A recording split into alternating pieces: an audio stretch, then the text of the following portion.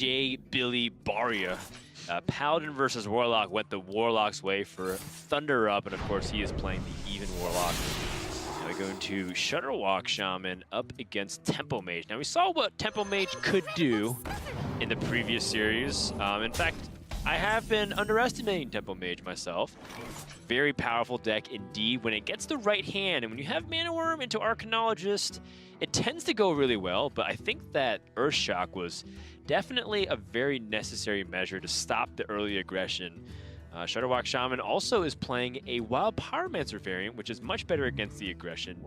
And I definitely feel like that's a really important tool. People put a lot of stock in the Prince Keliseth versions, but I really personally like it. I'm liking a lot of what I see from ThunderUP's list so far. It's a good point you bring up as well with our underestimation of aggro mage. I think for me, however, it wasn't necessarily how poorly it does against the control decks. For me, it's learning that it's actually not quite as bad against the other aggressive decks as I thought it would be. There's a lot of strong catch-up mechanisms with Shooting Star, Arcane Missiles, and things like that. Against these control decks, though, I still feel like unless you go off to a really insane start, you're going to be struggling to beat the Shutterbox because they just have a whole bunch of board clears early on. They've got that healing, they've got board control and stall with the Saronite Chain Gangs as well. It basically just ticks all the boxes of a deck that beats aggro mage. Yeah, but this is not the hand that you want right now, unless you have a Kirin Tormage to piece everything together. Right now, it's very awkward for Bozzzton to get all these secrets out in an efficient manner. Not to mention that Counterspell is pretty poor when you know your opponent's still holding on to the coin. So what is Bozzzton going to do from this position here? You kind of just have to hope to hit something pretty impressive off the Primordial Glyph, I think. Or just cry at the fact that you are not playing the standard list, which runs 2 Arcane Intellects and 1 Counterspell. Bozzzton instead pretty much just swapping those over. 1 Arcane Intellect, 2 Counterspells, clearly working very poorly for him here. Yeah, just in this position in particular, both players have done well to get to 3-0 so far. Explosive Runes, something that is not terribly unexpected here from ThunderUP. When your opponent plays a raw secret, when you know you're holding the coin, it is most likely going to be exactly that.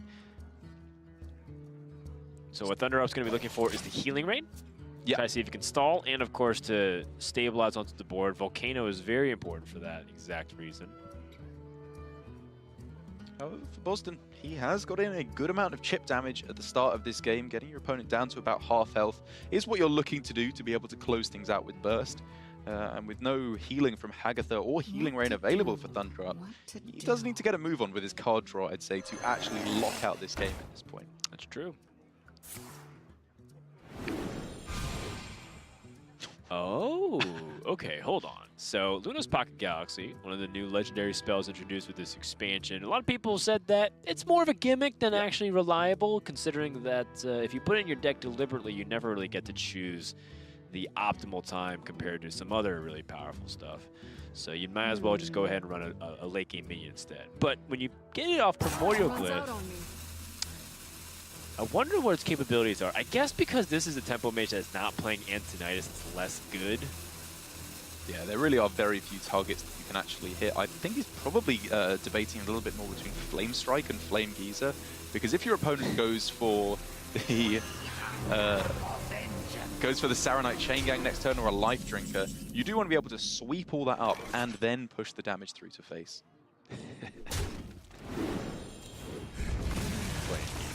You're knocking a Geyser instead of Geyser.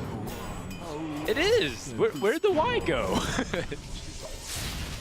I'm gonna say I'm a Geyser, I say Geyser. Oh, Darroch, you are a young budding flower. There's no way you're a Geyser by any measure. Maybe compared to Amnesiac. Yeah, when compared to Amnesiac. You're 2 years older than them. Okay, almost. But we'll stick with that lie. Yeah. The Flame Geyser, if you will, also got a little boost for the Blood Mage Downers to do damage, with Bozzzton holding on to it, like you said, in case he needs to play the removal game. And without Aluneth, it feels like his hand is ultimately just very weak. Just doesn't have a lot of substance to it. There's no minions to add recursive damage. So Bozzzton effectively just has to start playing the math game of how he can find ways to end it. So if Cinderstorm Flame Geyser can help clear a little bit. He can get some damage, but basically he's either in top deck mode or hope that he's Runs out on me.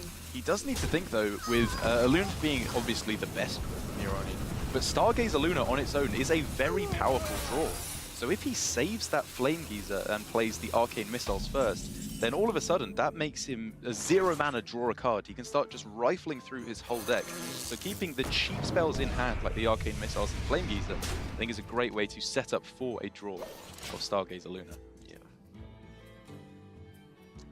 That ain't Stargazer Luna, though. Not yet. Maybe Bozzzton can stall, but it's looking pretty grim. Now you have to start counting if you're Bozzzton about how much damage you really need. I mean, there is even a merit to just hero powering the phase, because you might pick up a Cosmic Anomaly, and all your hero power ping setups are not going to be as relevant. Not to mention that the only minion that would make the difference is Blood Mage Thanos. So if you use Thanos and Shooting Star, it wouldn't make that much of an impact. Some Temple Mage players are also playing Spell Shifter. Have you seen that? I have seen that a fair bit. I believe it was in the winning lineup for Trek in HCT Germany, or a couple of... Oh no, sorry, Calyx got second place with that lineup, I believe, with Spell Shift. He was even playing Black Cat in his aggro mage purely for the spell damage. Yeah. It's a card that I know a lot of players are singing the gospel of as being a very, very powerful card.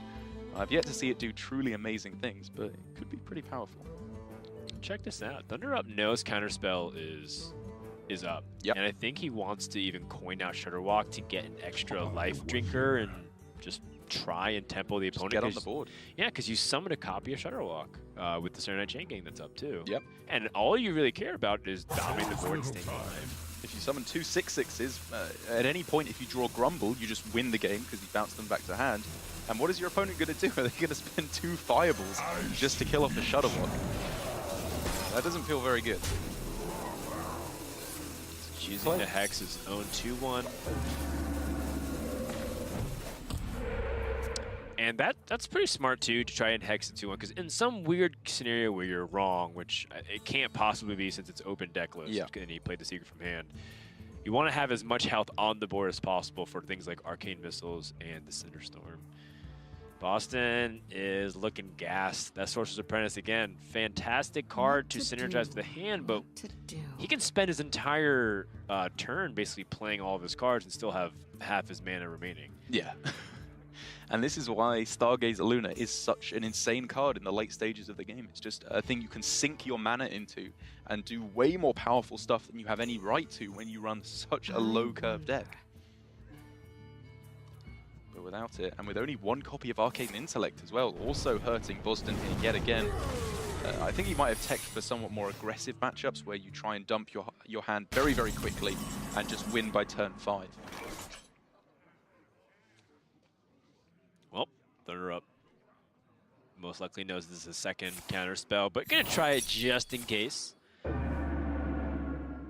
It is so scary when your opponent's holding like a Primordial Glyph card for a long time. Now it starts becoming like, is it a Pyroblast that I'm not accounting? Yeah, or maybe a Dragon's Fury, maybe a Flame Strike. Like, it is unlikely at this point, which makes me somewhat question ThunderUp's thinking here, because I kind of question how he loses if he doesn't go all in here and just has the protection against the Luneth. But it has to be exactly an AoE spell here for Bozzzton to have any chance, which he just does not have. Right, and so this is kind of an interesting pan out and something to think about when you're playing Temple Mage yourselves back at home.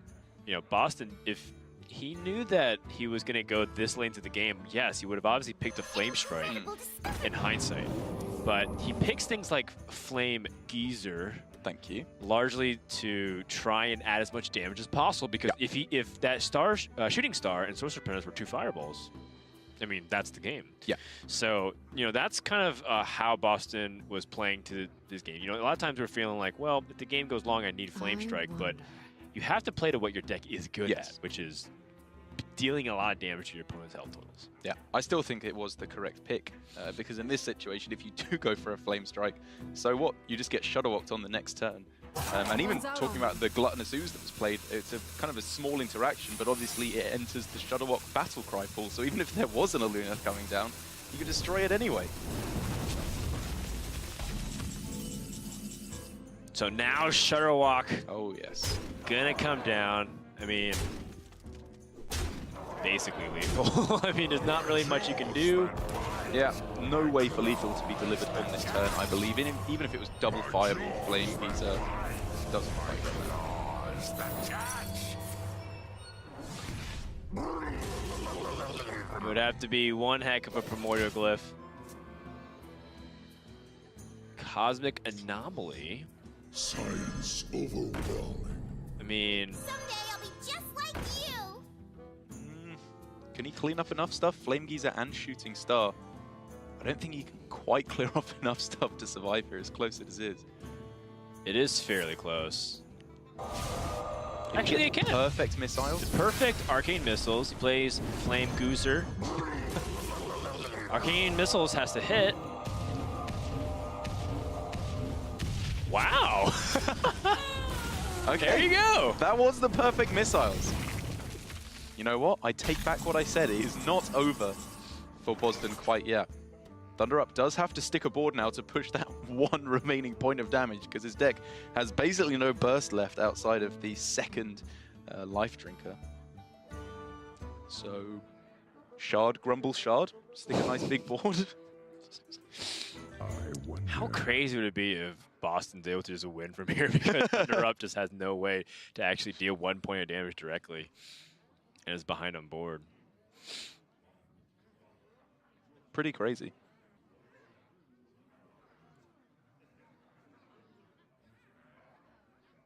I mean, Glacial Shard, Grumble, Glacial Shard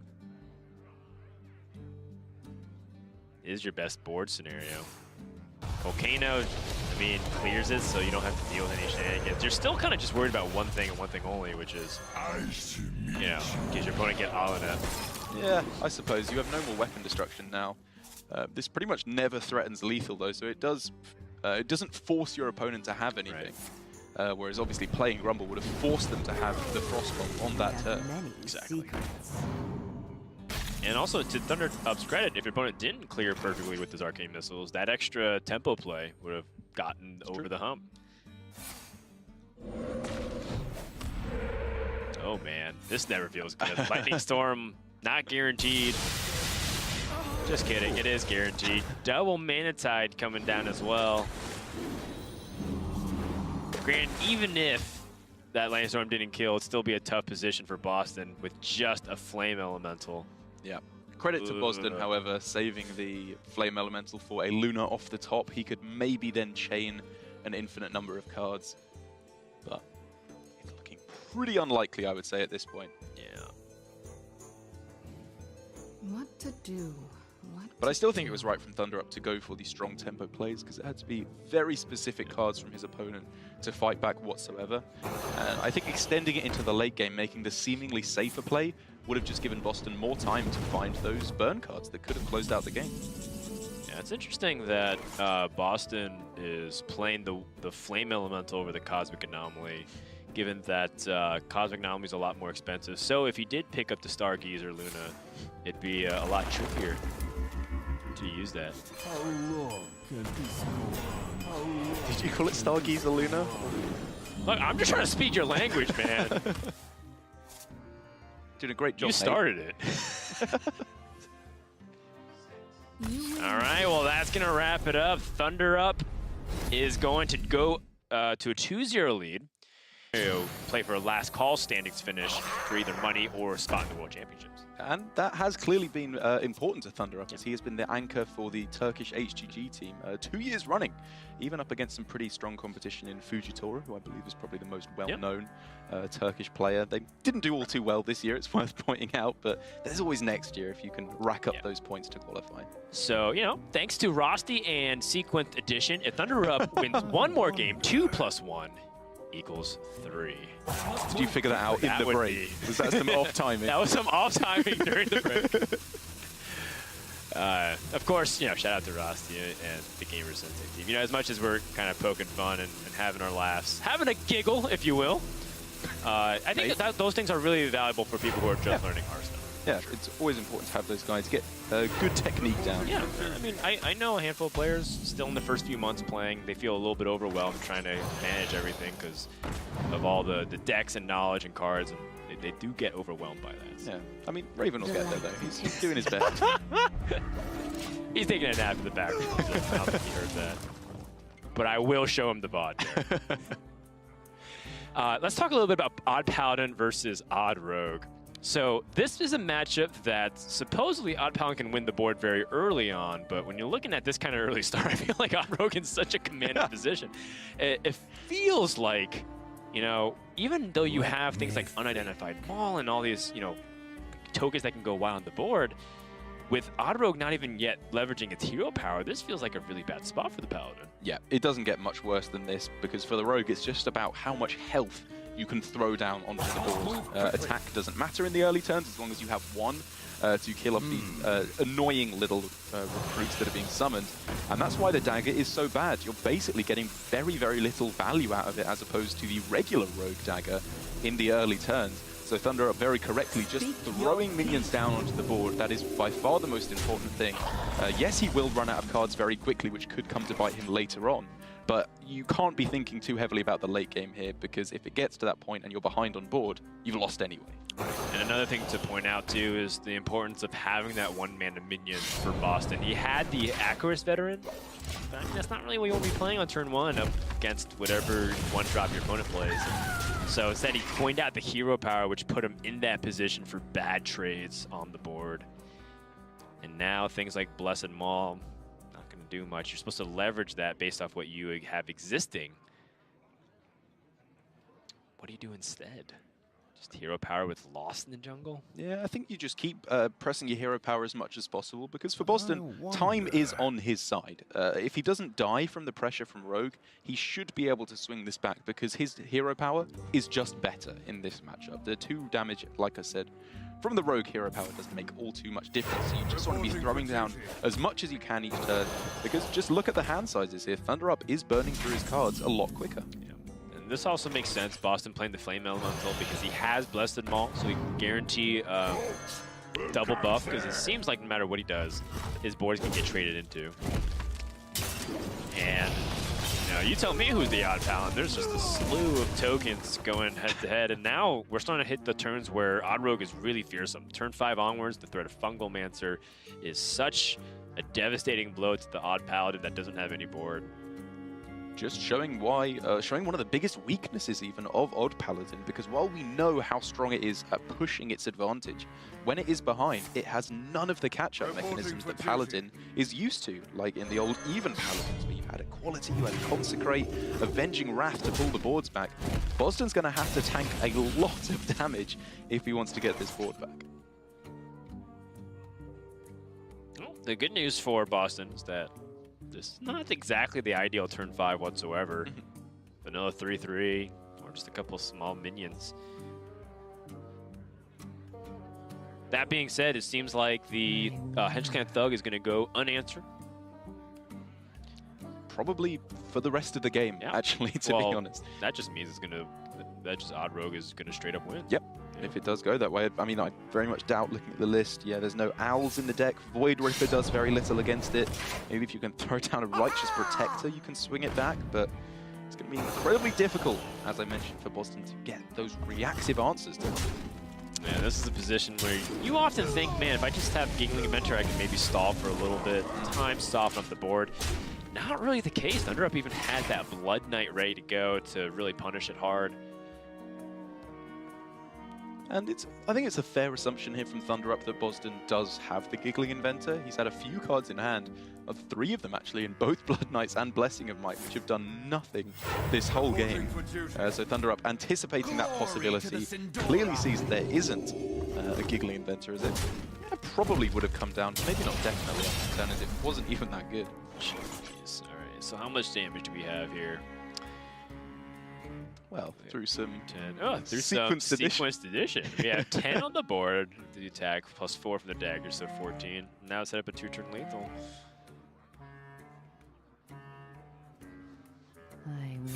I counted that right. I think you did. Yeah. Your math was quick and reliable. It checks out just barely, but I guess even a stop clock is right twice a day.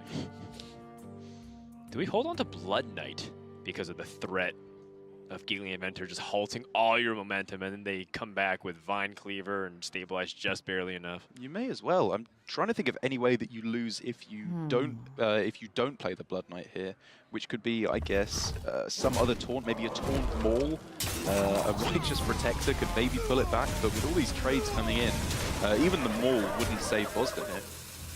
Glory to the Sindora. Okay, well, now Giggling Inventor off the top does give the possibility for Yikes. Bozzzton to fend this off, but with absolutely nothing he can do in hand, throws down the well played, and Bozzzton just got absolutely destroyed in that series.